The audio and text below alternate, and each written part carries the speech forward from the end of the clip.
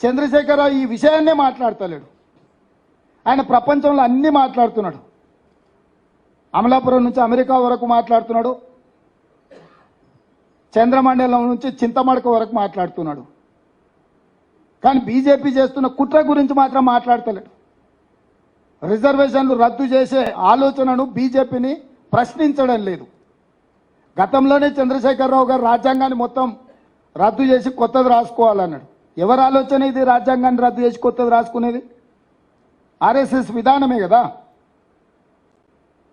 ఇవాళ చంద్రశేఖరరావు స్వయంగా భావజాలానికి ప్రభావితమైందా, లేకపోతే జైల్లో ఉన్న బిడ్డకు బెయిల్ కోసము ఈరోజు ఎస్సీ ఎస్టీ బీసీ ఓబీసీ రిజర్వేషన్లను తాకట్టు పెట్టి బీజేపీకి సహకరిస్తున్నాడా? చంద్రశేఖరరావు గారు కూడా తన విధానాన్ని ప్రకటించాలి.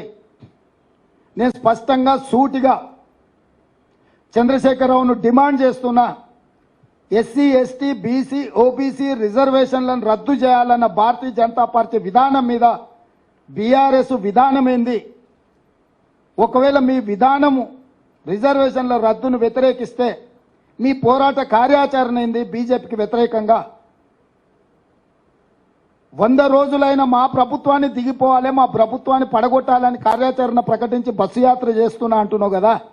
10 సంవత్సరాల అధికారంలో ఉండి ప్రజలందరినీ పీల్చి పిప్పి చేసి అక్రమ కేసుల ద్వారా ఈరోజు రాజ్యాంగాన్ని దెబ్బతీసే మోడీ మీద నీ పోరాట కార్యాచరణ ఎక్కడుంది? 5 ఏళ్ల కోసం ఎన్నుకున్న మా ప్రభుత్వాన్ని ఇప్పటికిప్పుడు దించేయాలని కేసీఆర్ గారు, కేటీఆర్ గారు, హరీష్ గారు అంటున్నారు. 10 ఏళ్లు ప్రజల్ని మోసం చేసిన మోడీని దించడానికి మీ దగ్గర ఉన్న కార్యాచరణ ఏంది?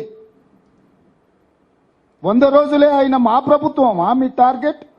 10 సంవత్సరాల నుంచి ప్రజల్ని వంచి దేశాన్ని దోసుకుని ప్రధానమంత్రి అయిన నరేంద్ర మోడీ గారు ఆనాడు 55 లక్షల కోట్ల రూపాయలు దేశం మీద అప్పు ఉంటే ఈరోజు 168 లక్షల కోట్ల రూపాయలు అప్పయింది. ఒక్క నరేంద్ర మోడీ గారు 10 సంవత్సరాలలో 113 లక్షల కోట్ల రూపాయల అప్పు తీసుకొచ్చిండు. 14 మంది ప్రధానమంత్రులు 67 సంవత్సరాలు చేసిన అప్పు 55 లక్షల కోట్లు అయితే 10 సంవత్సరాలలో ఒకే ఒక్క నరేంద్ర మోడీ దానికంటే 2 పైన అప్పు చేసిండు. ఒక్కసారైనా ఈ అప్పు ముప్పు గురించి కేసీఆర్ మాట్లాడాడు. ఎందుకంటే 69,000 కోట్ల రూపాయలతో ఉన్న తెలంగాణ రాష్ట్రం ఆయన చేతులు పెట్టి ఆయన 7 లక్షల కోట్ల రూపాయలు అప్పు చేసిండు.